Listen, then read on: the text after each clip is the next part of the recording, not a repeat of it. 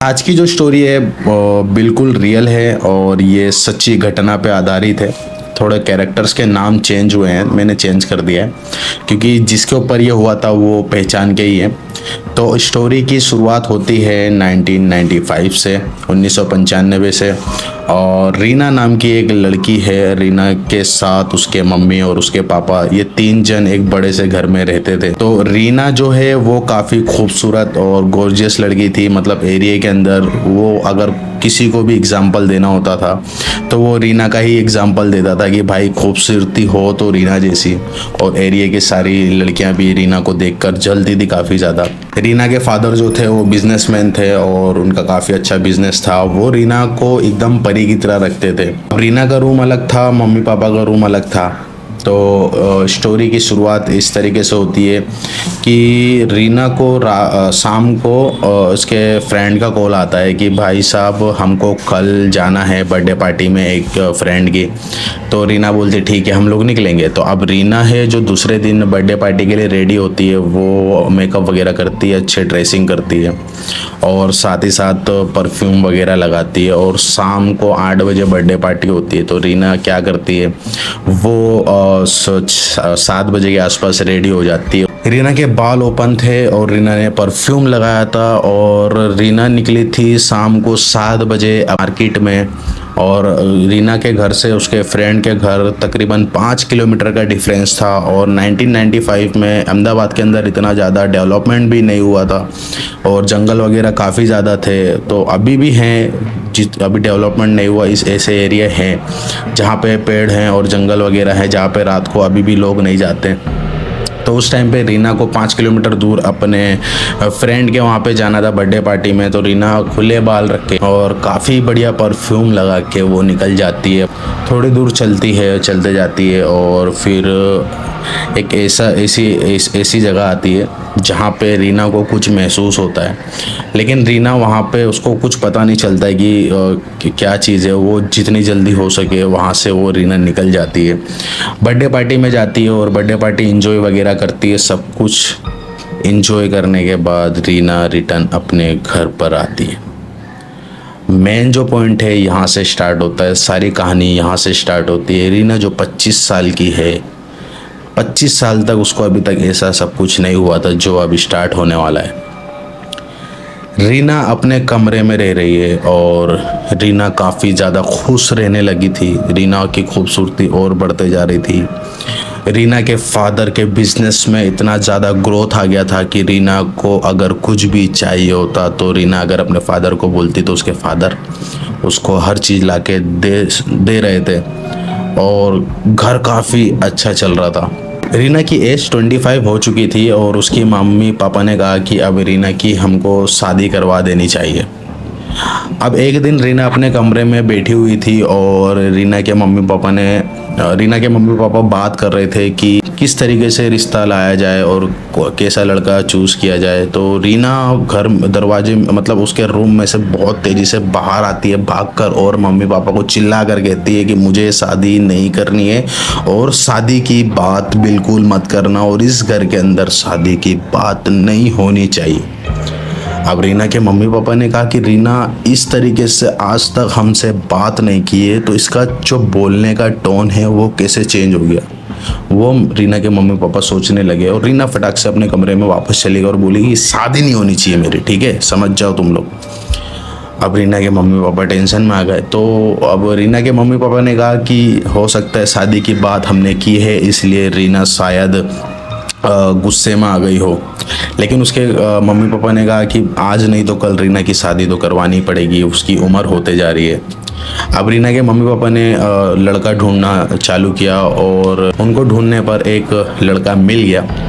अब जैसे ही घर के अंदर आते हैं रीना के मम्मी पापा और रीना को बताते हैं कि हमने तुम्हारे लिए एक लड़का ढूंढ लिया है। तो रीना गुस्से से आग बबूला हो जाती है और उसके चेहरा एकदम लाल हो जाता है और उसके बाल ऑटोमेटिक ओपन हो जाते हैं। और रीना चिल्ला कर बोलती है कि मैंने तुमसे मना किया था कि मुझे शादी नहीं करनी है, मेरी शादी नहीं होना चाहिए।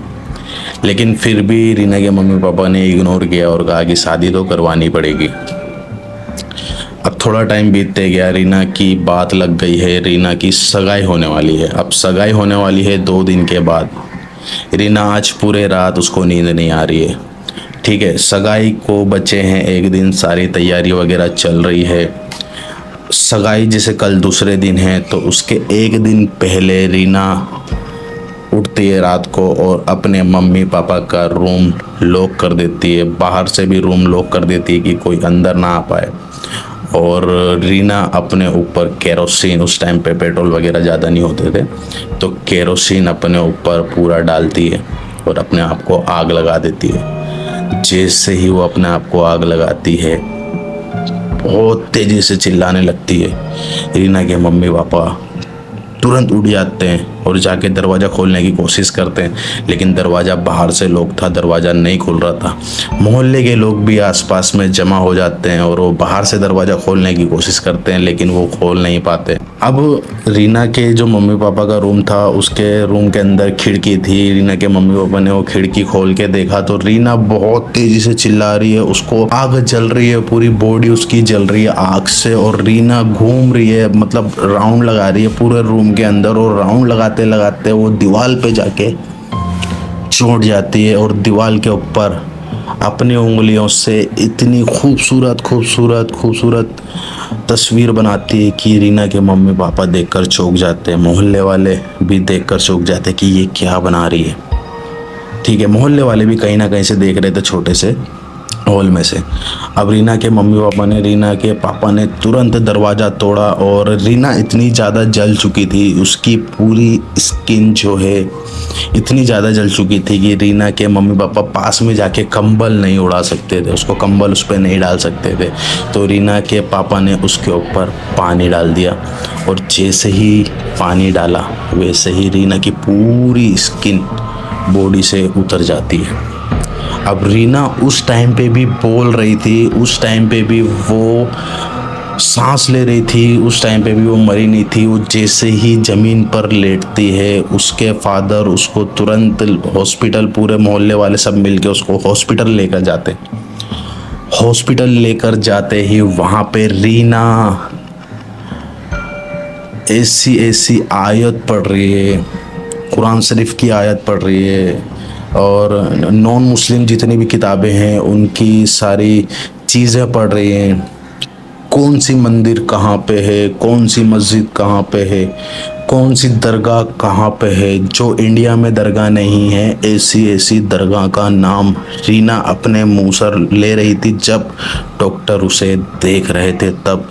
क्योंकि 80% जलने के बाद अगर कोई इंसान बोल पाता है, डॉक्टर ये देखकर दंग रह गए थे, शौक हो गए थे।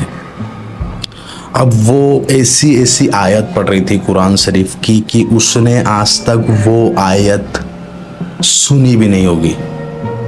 ऐसी गीता और पौराणिक कथाओं की वो लेख पढ़ रही थी कि उसने आज तक वो लेख देखा नहीं होगा।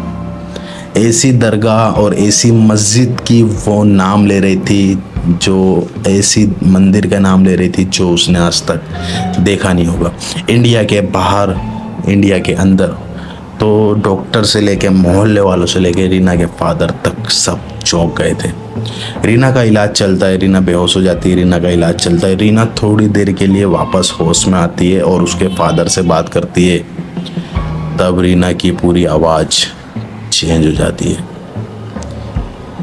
और अंदर से आवाज़ आती है, मैंने तुझसे मना किया था कि मेरी शादी मत करवाना। रीना के फादर देखकर दंग रह जाते और कहते कि ये मेरी रीना तो नहीं है, तू कौन है? तो अंदर से आवाज़ आती है कि मैं एक जिन हूँ। रीना एक दिन जब शाम को 7 बजे परफ्यूम लगाकर एक जगह से दूसरी जगह जा रही थी, तब मैं वहाँ पे खड़ा था और रीना को देखकर मुझे इतनी खुशी हुई कि मुझे उससे प्यार हो गया। और मैं सिर्फ अकेला नहीं हूँ, हम टोटल 9 जीन हैं और जिसको रीना से मोहब्बत हो गई है, बेइंतहा मोहब्बत हो गई है, और ऐसी मोहब्बत कि रीना को हमारे अलावा दुनिया का कोई मर्द टच नहीं कर सकता था। हमने तुमको मना किया कि शादी मत करवाओ, लेकिन तुम नहीं माने। तुम्हारे बिजनेस के अंदर हमने कस्टमर भेजा, तुम्हारा बिजनेस को ग्रोथ हमने किया, तुम्हारे घर के अंदर खुशहाली हमने लाई, लेकिन तुम रीना की शादी करवाने के लिए मना नहीं कर रहे थे, मतलब मान नहीं रहे थे कि तुम रीना की शादी नहीं होना चाहिए। हमने बहुत ट्राई किया, लेकिन तुमने रीना की शादी करने के लिए डिसाइड कर लिया था। इसके लिए हमको रीना की जो चीज़ पसंद है हम वो चीज़ लेकर जा रहे हैं। हमको तुमसे कोई लेना देना नहीं, हम मोहब्बत करते हैं तो सिर्फ रीना से, और रीना की जो चीज़ हमको पसंद है हम वो लेकर जाएंगे। और रीना की डेथ हो जाती है, रीना मर जाती है, और जितने भी जीन होते हैं वो सब चले जाते हैं। थोड़े टाइम बाद रीना के मम्मी पापा भी वो जो घर में रीना रहती थी वो छोड़कर चले जाते हैं। और जब रूम का रिनोवेशन हो रहा था, जो रीना ने अपनी उंगलियों से ड्राइंग्स बनाई थी, जब उस पर कलर हो रहा था तो कलर भी उस पर नहीं चढ़ रहा था। गाइस ये रियल स्टोरी है और ये 1995 की बात है। थोड़े मैंने कस्टमाइज़ किया, इसके अंदर नाम वगैरह चेंज किया क्योंकि ये पहचान वाले की कहानी है, रियल स्टोरी है। और इस स्टोरी से मैं लड़कियों को एक चीज़ सिखाना चाहूँगा कि आप लोग मगरिब का टाइम, मतलब जो 7 बजे का टाइम होता है, उस दौरान अपने बाल खुले करके और परफ्यूम लगा के प्लीज़ मत निकलिए। हमको पता है कि हमसे ज़्यादा नॉलेज आपको है, लेकिन मत निकलिए। ये सब चीज़ें होती हैं, ये सब चीज़ें रियल हैं और इससे बचिए। अगर आपकी कोई सिस्टर है, आपकी कोई मदर है, आपकी कोई गर्लफ्रेंड है, आपकी कोई वाइफ है, अगर जो नहीं समझ रही हो तो ये वीडियो उसको ज़रूर शेयर करना और उसको ये कहना कि परफ्यूम लगा कर रात को ना निकलो, हेयर ओपन करके रात को ना निकलो। जिस दिन आपके ऊपर आ जाएगी आपकी ज़िंदगी ख़त्म हो जाएगी, आप रह नहीं पाओगे, आप तबाह हो जाओगे। गाइस इसी तरीके की वीडियो के लिए आप हमारे चैनल ब्लैक वर्स को सब्सक्राइब कर सकते हो और ये वीडियो को लाइक कर देना अगर आपको अच्छी लगी हो तो। मिलता हूं आपसे नेक्स्ट वीडियो में, जब तक के लिए bye bye, see you next video guys, thank you so much.